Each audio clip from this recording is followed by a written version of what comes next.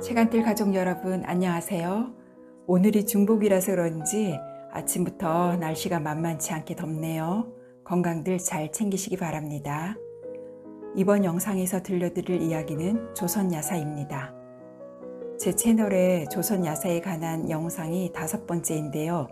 앞서 영상들에서 말씀드렸다시피 야사는 정사에서 기록하지 못한 사건을 언급하여 정사의 결함을 보완하고 시대상을 더 잘 반영한다는 점에서 사료로서의 가치가 높다고 할 수 있습니다. 또한 민초들의 진솔한 삶이 잘 투영되고 있습니다. 그럼 소를 타고 다녔던 맹사성을 비롯하여 술사 전우치에 이르기까지 9편의 이야기를 들려드리겠습니다. 채간뜰과 함께 시원하고 즐거운 시간 보내세요. 소를 타고 다녔던 맹사성. 맹사성은 효성이 지극하여 나이 10살의 아들로서 부모 섬기는 일에 성심을 다했다. 어머니가 돌아가시자 일이나 물과 미움을 입에 대지 않았으며 장례를 치르고는 3년 동안 염하게 거처하면서 죽만을 먹었다. 또 잣나무를 묘 앞에 심어두었는데 멧돼지가 들이받아 말라 죽자 맹사성이 슬피 통곡하였다. 그런데 다음 날 호랑이가 그 멧돼지를 잡아먹어버렸다. 이를 두고 사람들은 하늘이 효성에 감동한 까닭이라고 하였는데 이 일이 조정에 알려지자 마을에 정문을 세워 표창하였다. 맹사성의 집은 몹시 협소하였다. 하루는 병조판서가 정무를 보고하기 위해 집에 들렀는데 마침 소나기를 만났다. 그러자 집안 곳곳에서 빗물이 새어나와 의관이 다 젖을 정도였다. 그는 집에 돌아와 탄식하며 말했다. 공의 집이 그러하거늘 내가 어찌 바깥 행랑채를 만들 수 있단 말인가. 이렇게 탄식하고는 막 짓고 있던 행랑채를 철거해버렸다. 평소 온양으로 성묘하러 왕래할 때에도 맹사성은 가나에 들지 않고 항상 따르는 종을 단출히 하였으며 때로는 소를 타고 가기도 했다. 한 번은 양성과 진이 고을의 두 원이 맹사성이 고향에 내려온다는 말을 듣고 장우원에서 기다리다가 웬 사람이 소를 타고 지나가는 것을 보고는 사람을 시켜 물러나라고 꾸짖었다. 맹사성이 말했다. 너 가서 내가 온양 맹고불이라 전하라. 심부름꾼이 돌아와 그대로 아뢰자 두 원이 놀라고 당황하여 황급히 달려나오다가 인수가 벼랑 아래 깊은 못에 떨어지는 줄도 몰랐다. 후일 사람들은 그 못을 인수 떨어진 못이라 불렀다고 전한다. 한 번은 온양으로 가는 길에 비를 만나 용인여관에 든 적이 있었다. 그런데 구종과 행렬을 거창하게 차린 어떤 사람이 여관 정자 위에 먼저 자리 잡고 있어 맹사성은 들어가 한 구석에 자리를 잡았다. 먼저 누각에 올라있던 자는 영남 지방의 부호로 녹사볕을 면접을 보고자 하여 서울에 가던 길이었다. 그는 맹사성을 보고는 누각에 불러올려 같이 이야기를 나누었고 바둑도 두었다. 시간이 지나 친숙해지자 서로 공자와 당자로 운을 삼아 문답을 하기로 약속했다. 맹사성이 먼저 물었다. 무엇하러 서울에 가시는 공? 녹사 면접 보러 올라간당. 이에 공이 웃으며 말했다. 내가 당신을 위해 벼슬 시켜줄 공? 웃기면 안 된당. 뒷날 의정부에 앉아있노라니 바로 그 사람이 면접을 보러 들어오는 것이었다. 맹사성이 웃으며 물었다. 어쩐 일인공? 그러자 그 사람은 물러나 엎드며 말했다. 주거지당. 그 자리에 있던 사람들이 놀라고 괴히 여기기에 맹사성이 사실대로 재상들에게 이야기해주자 모두들 폭소를 터뜨렸다. 맹사성이 그를 녹사로 삼았는데 그 녹사는 맹사성의 청거에 힘입어 여러 차례 지방 고을을 맡아 다스렸으며 행정 능력이 있다고 칭송받았다. 후세 사람들이 이 일을 일컬어 공당 문답이라고 불렀다. 맹사성은 황희와 함께 조선 정기의 문화 창달에 크게 기여했고 성품이 청렴 결백하고 검소하였다. 그러나 때로는 남루한 행색으로 수령의 야유를 받기도 했다. 맹사성의 호인 고불은 고불심이라는 말에서 비롯되었다.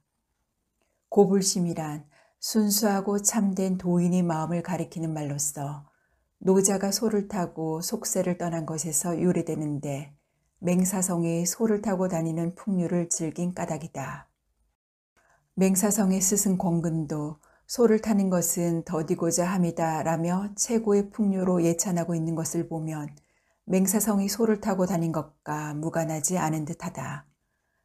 맹사성은 욕심을 버리고 참된 마음을 갖고자 함을 좌우명으로 삼기 위해 스스로 호를 고불이라고 한 것이다.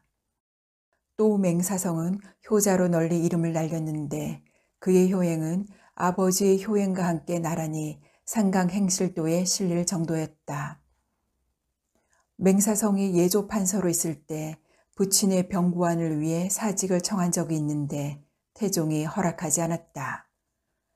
그러자 그는 충청도 관찰사로 발령받을 것을 청해 온양 가까이에서 근무할 수 있게 되었다.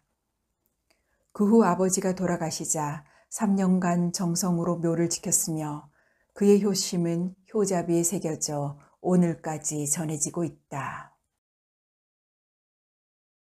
홍기섭과 도둑.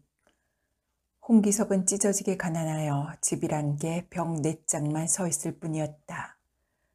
어느 날 밤에 그 집에 도둑이 들어와 훔쳐갈 물건을 찾아본즉 솥 한 개만 달랑 있을 뿐 다른 것이라곤 전혀 없었다. 도둑이 어찌나 불쌍히 여겼던지 솥 속에다 돈 7개미를 던져두고 가버렸다. 홍기섭이 본래 나들이를 좋아하는지라 아침에 일어나서는 찬물로 세수를 하고 친척과 친구를 두루 찾아내리곤 하였다. 가난하긴 했으나 그 집에도 물려받은 여종이 있어 그 여종이 주인의 세숫물을 준비하러 부엌에 들어갔다가 솥뚜껑을 열어보고는 돈이 가득 들어있는 것을 발견했다.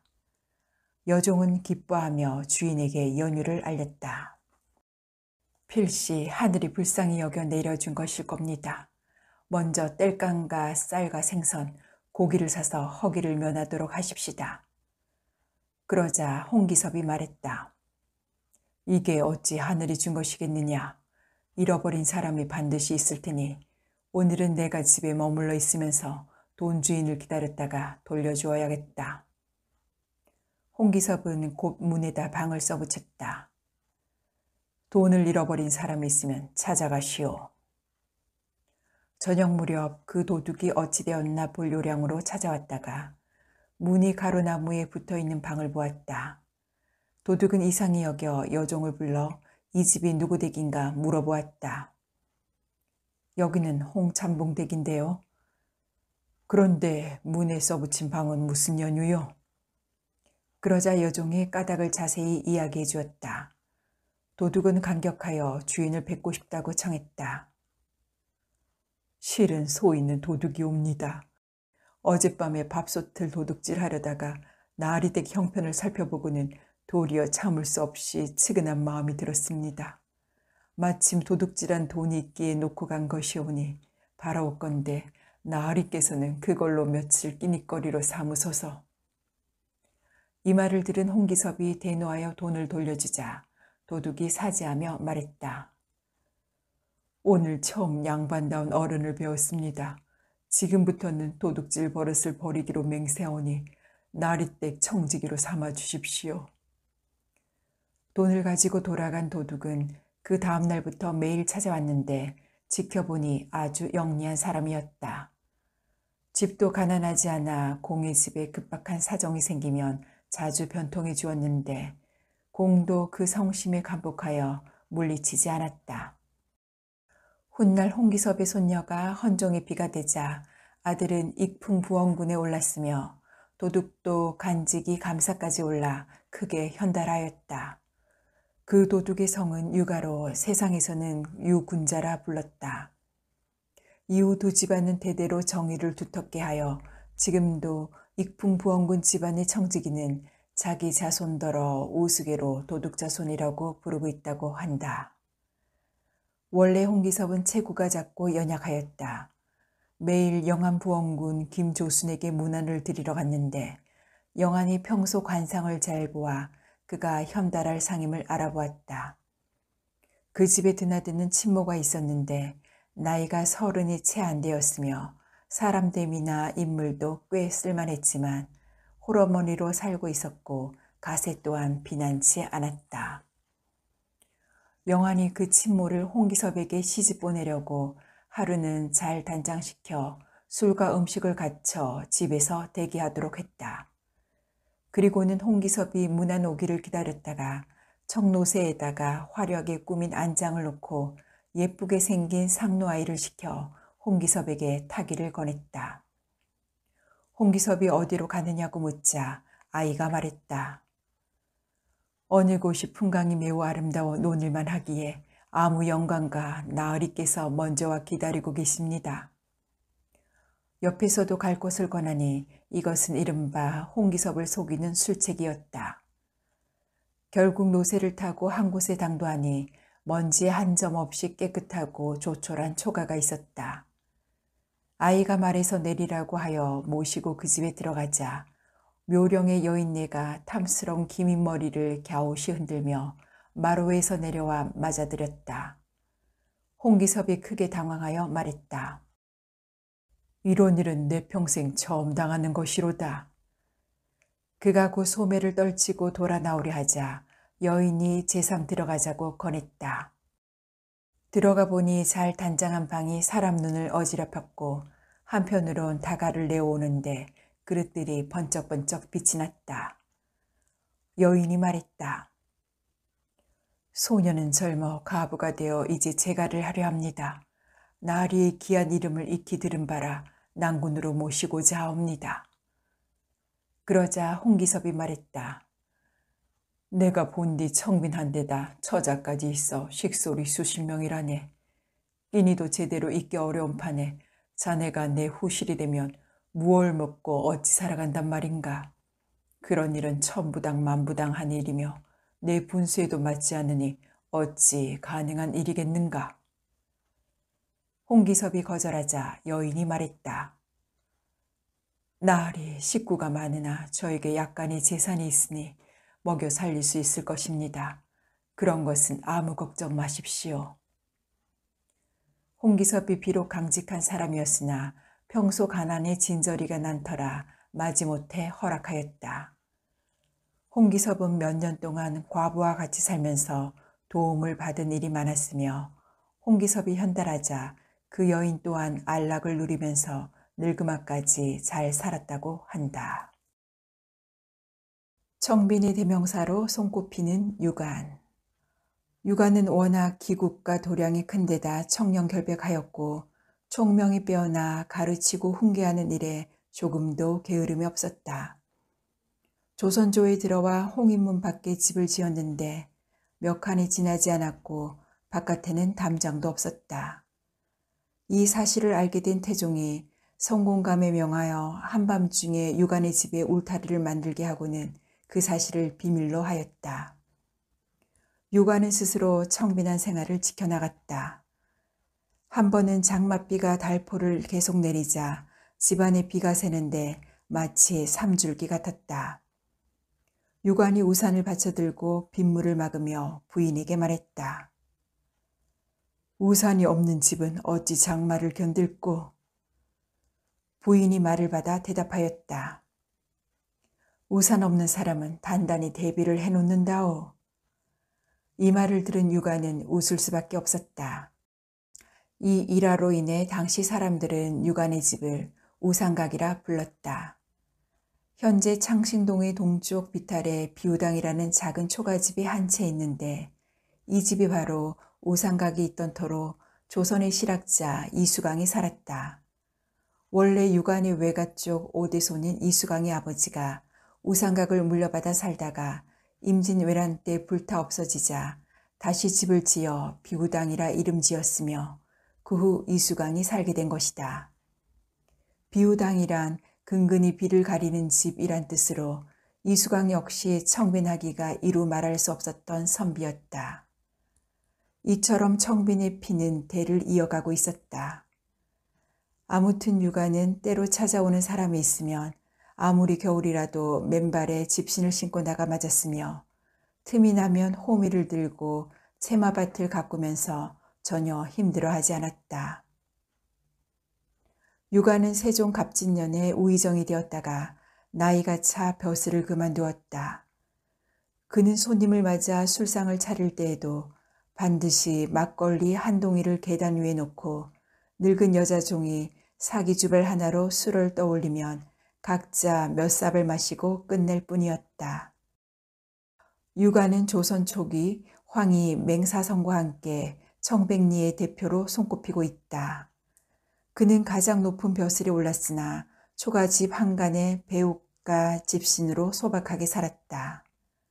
또 공무에서 물러나온 뒤에는 후생을 가르치는 일을 게을리하지 않아 제자들이 모여들었는데 누구라도 와서 뵈면 고개를 끄덕일 뿐 그들의 이름도 묻지 않았다고 전한다.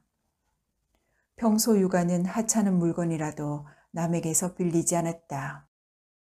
친구 사이에는 을의 재물을 서로 나누어 쓰는 의리가 있다 하나 아예 요구하지 않는 것이 옳다. 육아는 내 임금을 연달아 섬겼으나 모두 그를 아껴서 신하로 임금의 사랑을 듬뿍 받았다.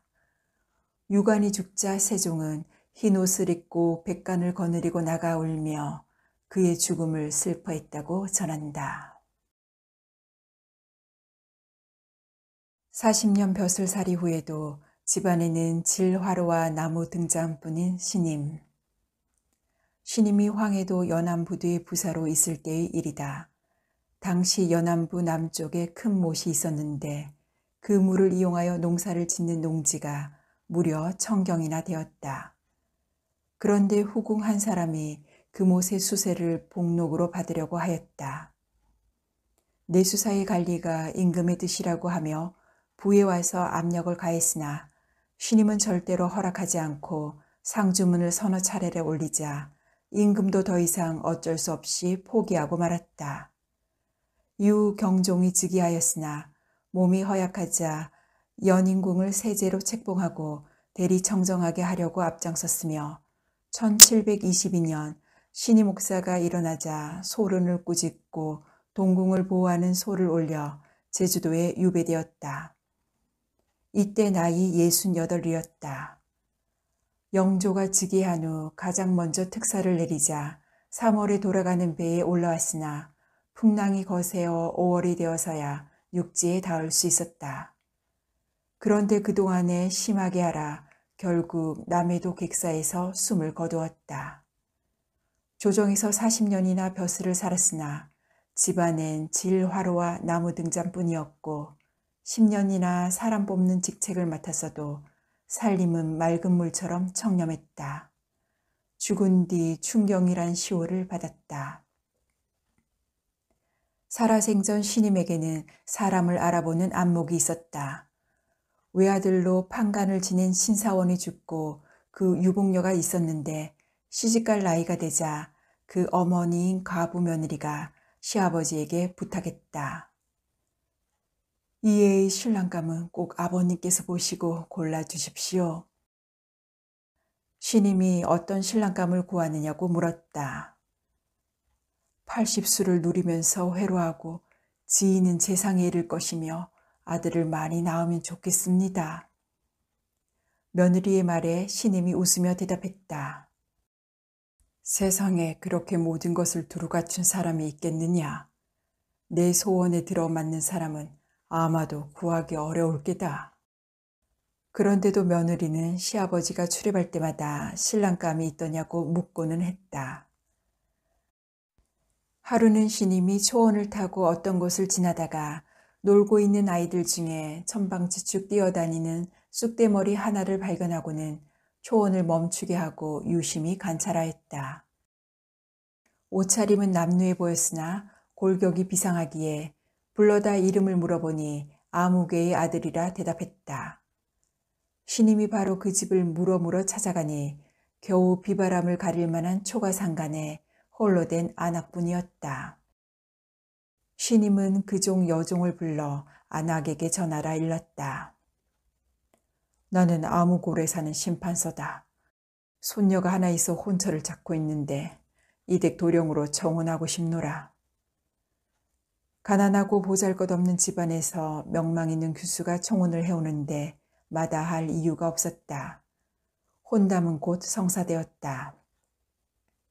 신임은 그 길로 집에 돌아와서는 며느리에게 드디어 오늘 청혼을 했다고 알렸다. 며느리가 어느 집안이냐고 묻자 신임은 나중에 알게 될 거라고만 하고 봉채가 오는 날이 되어서야 비로소 집을 일러주었다. 며느리가 급히 늙은 몸종을 보내어 그 가세와 신랑감을 살펴보게 하였더니 몸종이 돌아와 가세가 극히 비난하고 신랑의 용모는 아주 추하다고 말했다. 며느리는 그 말을 듣고 혼이 다 나갈 지경이었으나 이미 돌이킬 수 없는 일이었다. 마침내 혼인날이 되어 신랑을 보니 과연 몸종의 말과 같이 마음에 드는 구석이 조금도 없었다. 혼례를 치른 후 사흘 뒤에 신랑을 자기 집으로 돌려보냈는데 저녁이 되자 다시 돌아왔다.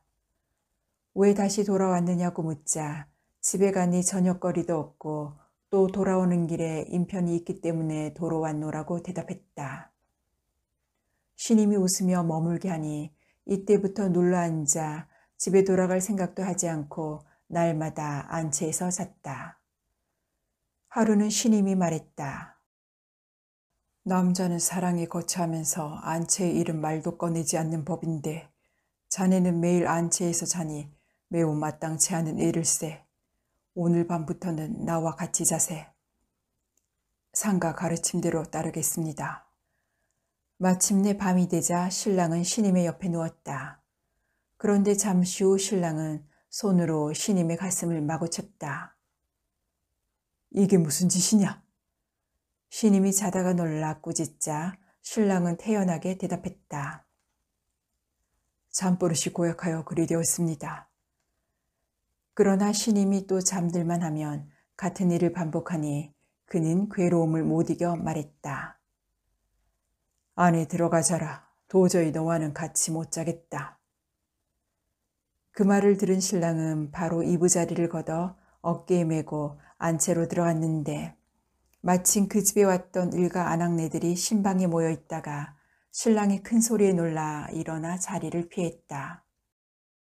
아낙네들은 빨리 가버리고 유서방 댁만 남으소. 그로부터 얼마 후 신임이 항해도 관찰사로 부임하면서 손녀 사이 유군도 데리고 갔다. 그런데 해주 먹을 진상할 때가 되자 신임은 유군을 불러 먹이 필요하냐고 물었다.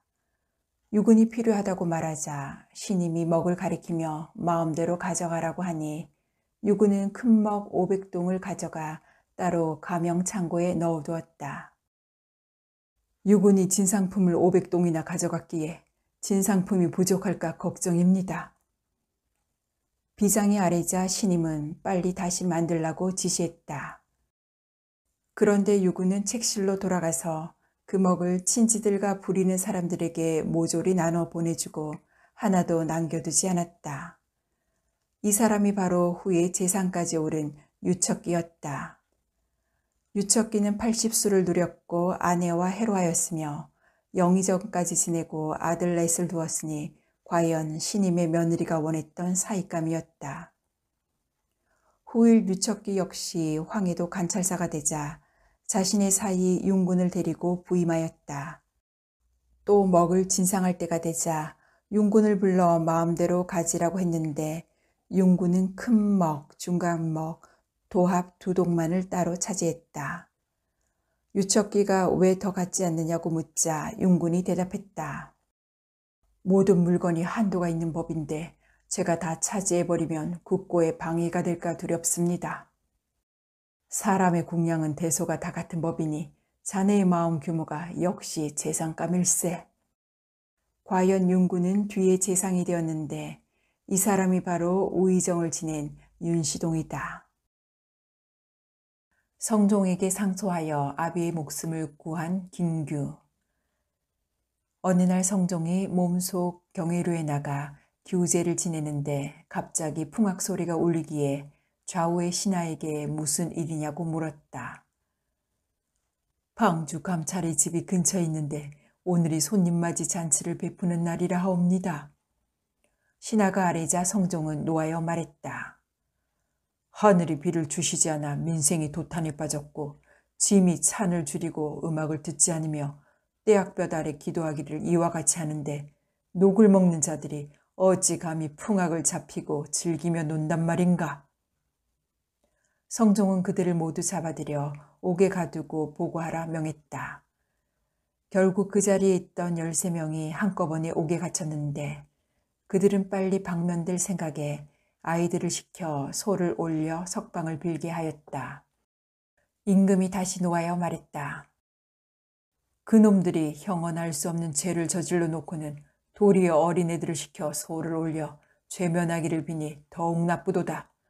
어린아이들도 모두 잡아들이라. 이 말을 전해 들은 아이들은 모두가 겁을 내어 도망쳐 버렸지만 김규만 홀로 남아있다가 잡혀 들어왔다. 임금이 김규를 문초했다. 너는 어찌하여 도망치지 않았느냐? 신이 아비를 구하고자 한 짓이니 차라리 죄를 받을지언정 어찌 감히 도망가겠습니까? 이 상소는 누가 지은 것이냐? 제가 지은 것입니다. 누가 쓴 것이냐? 제가 쓴 것입니다. 나이가 몇이냐? 13살이옵니다. 내가 정말 이것을 짓고 썼단 말이냐? 거짓말이면 목을 베리라. 쓰고 지은 것이 모두 신의 손에서 나왔으니 한번 시험해 보소서. 이에 임금이 가뭄을 근심하는 부를 지으라 하자 그 자리에서 지었는데 그 부의 끝에 동해 가부의 한이 3년 가뭄 불렀고 어지신 탕 임금 천리에 비 불러오셨다네. 성상께서는 백성들을 생각하셔서 슬피 여기소서라고 썼다. 임금이 크게 기특히 여겨 아비가 누구냐고 물었더니 방주감찰 김세우라고 했으며 또 아이 이름을 물으니 김규라고 대답했다. 임금이 친히 붓을 들어 내가 문장에 능하고 또 글씨에도 능하니 내 문장을 보고 내 아비를 놓아주며 내 글씨를 보고 내 아비의 동료를 놓아주노라. 내 효심을 키워서 앞으로 충성하도록 하라고 써주었다. 그리고 내시에게 의금부에 명하여 잡아온 이들을 모두 석방하라고 지시했다.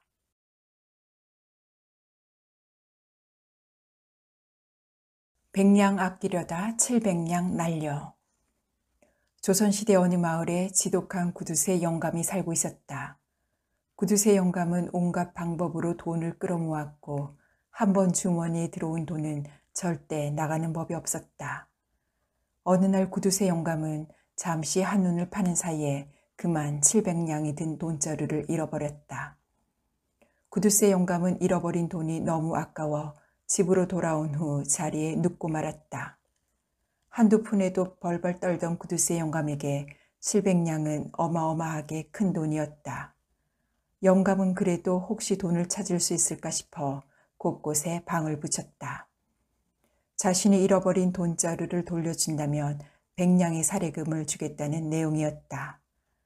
며칠이 지난 후 선량하게 보이는 한 젊은이가 돈자리를 들고 구두쇠 영감을 찾아왔다. 영감은 버선발로 뛰어나가 젊은이를 얼싸안았다.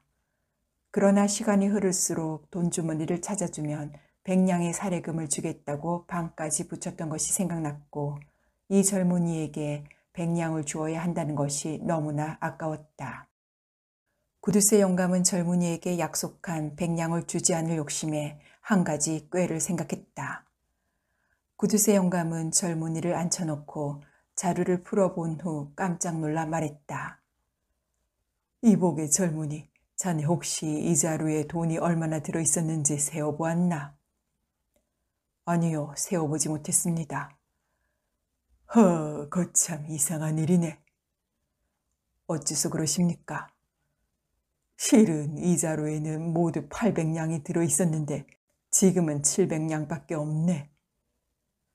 그렇다면 100량이 사라졌다는 말씀입니까? 그렇다네. 그럴 리가 없습니다. 젊은이는 너무나 억울하였다. 그야말로 물에 빠진 사람을 구해내자 보따리 내놓으라는 격이었다. 구두쇠 영감은 한술 더 떠 누가 옳은지를 가려내자며 젊은이를 관가로 데리고 갔다. 사또는 두 사람에게 물었다. 너는 돈자루를 주운 후 정말 돈을 꺼내 세어본 일이 없는가? 없습니다. 저는 자루를 주운 후 누가 잃어버렸는지 몰라 가지고 있었는데 며칠 후 저 영감님이 돈을 잃어버렸다는 방을 내걸었기에 바로 가져다 주었습니다. 방금 말한 것이 틀림없는 사실이었다. 예, 사또님. 사또는 그 다음 구두쇠 영감에게 물었다. 내가 잃어버린 돈자루에는 얼마나 들어있었느냐? 모두 800냥이 들어있었습니다. 정녕 틀림없으렸다. 틀림없습니다. 감히 사또 앞에서 소인이 거짓말을 할 리가 있겠습니까? 사또는 두 사람의 말을 들은 후 곰곰이 생각하더니 마침내 판결을 내렸다. 본관이 두 사람의 말을 모두 들어보니 둘 다 거짓말이 아닌 것이 분명했다. 그런데 영감이 잃어버렸다는 돈자루에는 800냥이 들어있었고 이 돈자루에는 700냥이 들어있다. 영감은 이 돈자루가 자기 것이라고 주장하나 이 돈자루는 흔하디 흔한 것으로 영감의 것이라는 증거 또한 없다. 만약 이 돈자루가 영감의 것이라면 800냥이 들어있어야 하는데 700냥뿐이니 주인이 아직 나타나지 않은 것이다. 그러니 700냥을 잃어버린 주인이 나타날 때까지 이 돈자루는 젊은이가 가지고 가도록 하라. 결국 돈을 찾아주면 100냥의 사례금을 주겠다고 했던 구두쇠 영감은 700냥을 고스란히 젊은이에게 내주고 말았다. 수염의 위치. 조선시대에 수염이 긴 사나이가 있었다. 그는 고을에서 제일 가는 부자였으나 손님이 찾아와도 차별을 하여 상을 낼 정도로 구두쇠였다. 구두쇠는 항상 하인들에게 귀에 못이 박히도록 일렀다. 내 말을 잘 듣고 한치의 어긋남이 없도록 하여라. 손님이 찾아오면 무조건 상다리가 휘어질 정도로 음식을 차려서 내지 말고 내가 손짓하는 것을 잘 보았다가 구분하여 상을 차려내도록 해라. 예, 알겠습니다요. 내가 상객을 보면 위에 수염을 잡고 중객을 보면 가운데 수염을 잡고 하객을 보면 아래 수염을 잡을 것이니 너희들은 세 등급으로 나누어 술과 안주를 장만하여 차려오너라. 하루는 하객이 왔는데 사내가 아래 수염을 잡으니 하인이 술과 안주를 박하게 하여 대접하였다. 술 3잔을 따른 후 주인이 말했다. 집이 가난하여 술과 안주의 맛이 박합니다. 주인은 이렇게 말한 뒤 즉시 술상을 내가게 했다. 후일 주인이 수염을 잡는 위치에 따라 대접이 달라진다는 것을 알게 된 한 손님이 찾아왔다. 주인은 아래 수염을 잡았다. 그러자 손님이 말했다. 청컨대 그 손을 조금 올려 잡으십시오. 이 말을 들은 주인은 크게 부끄러워하였다. 그 뒤 사람들이 술 마시는 것을 수염을 잡는다는 뜻으로 지겸이라 한다고 전한다.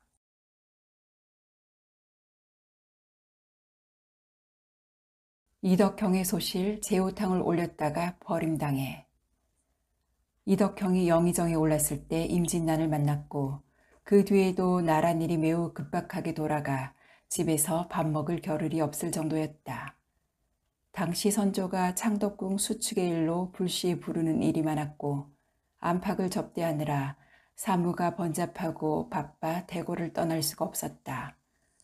이덕형은 집에 돌아갈 엄두를 낼 수 없었기 때문에 걸문 밖 작은 집에다 소실을 두고 식사를 올리게 하였다.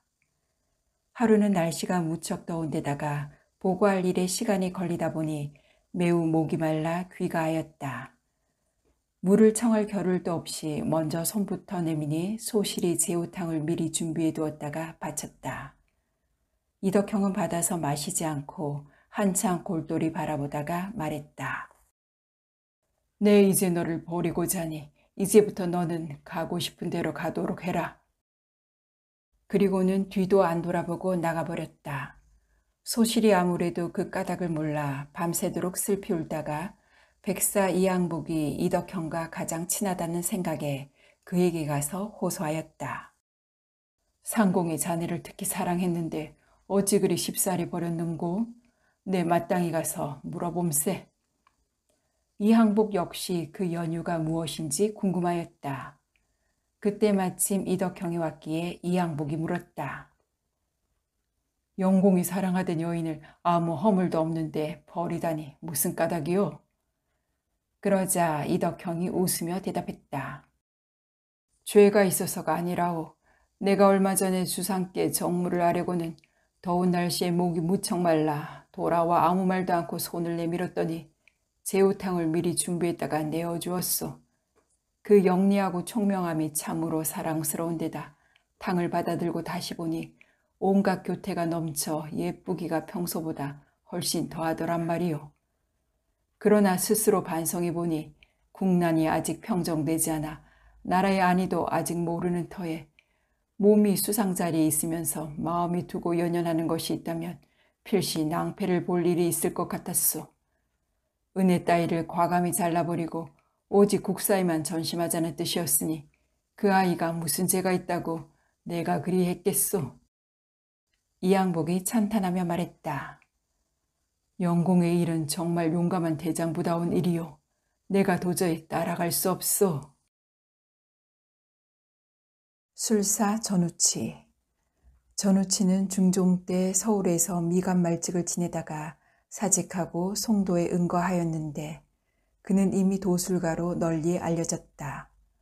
한죽당 필기에는 전우치가 역지를 도술로 예방하였다고 하며 지봉유설에는 본래 서울 출신의 선비로 환술과 기회에 능하고 귀신을 잘 부렸다고 전한다.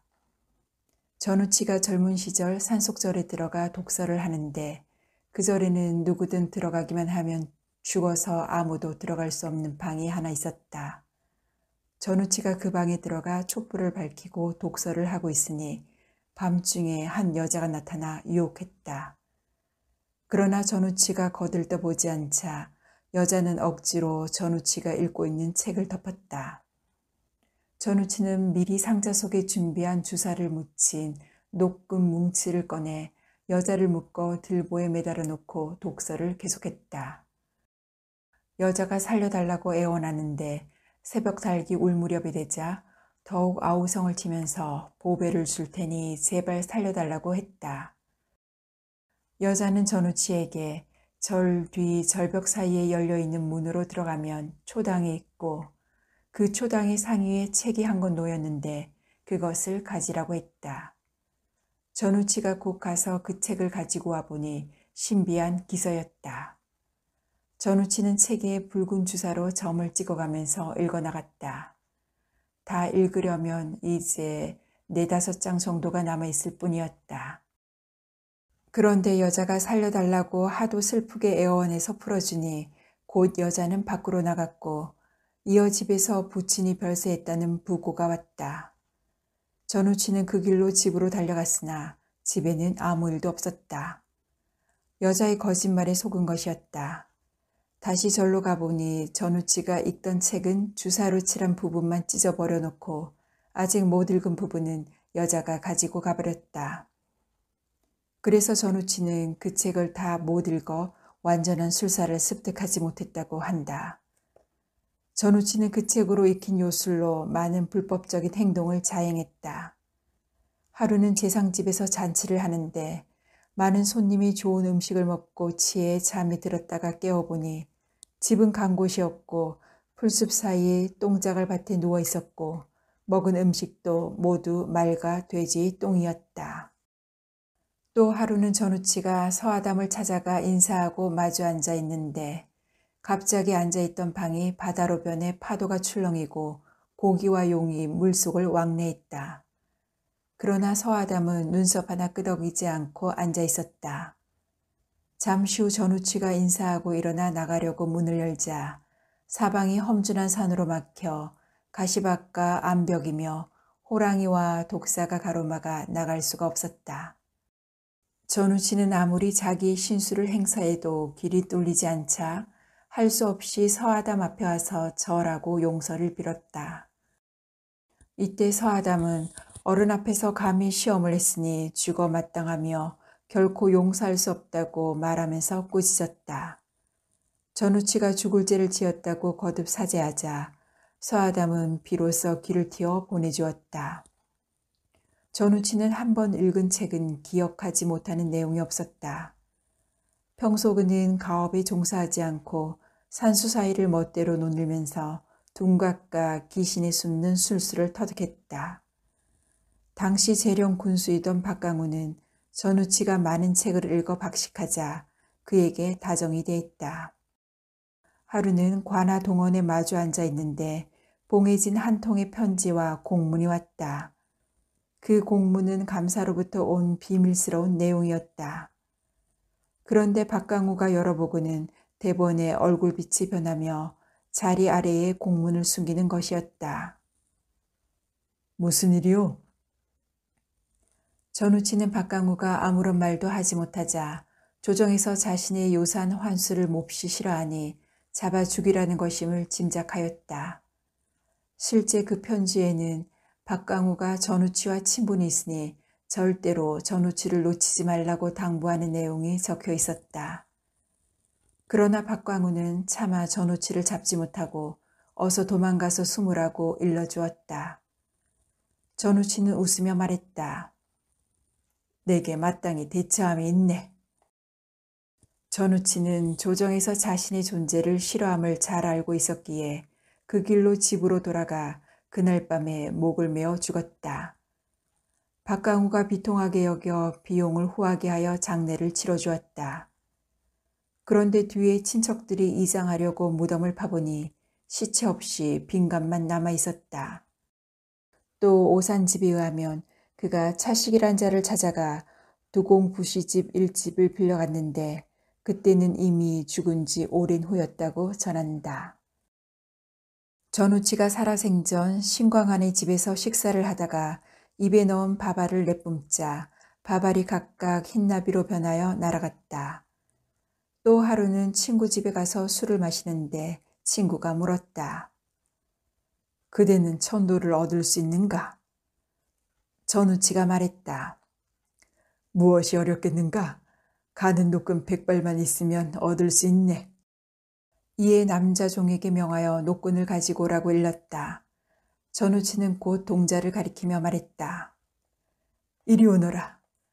그러자 동자가 명에 응하여 나왔다. 전우치가 노끈을 쥐고 공중을 향하여 던지니 구름 속에 높이 들어갔다가 간들간들하게 드리워졌다. 전우치가 또 동자로 하여금 노끈을 타고 올라가게 하였다. 노끈이 끝나는 곳에 벽도가 있을 것이다. 그곳에 열매 맺은 것이 매우 많을 것이니 따서 내려오너라. 이에 그 자리에 있는 사람들이 모두 나가 바라보니 동자가 점점 공중으로 빠져들어가는 것이 보였다. 시각이 지나자 벽도의 잎과 열매가 어지럽게 뜰에 떨어져 좌객이 다투어 그것을 집어서 먹었다.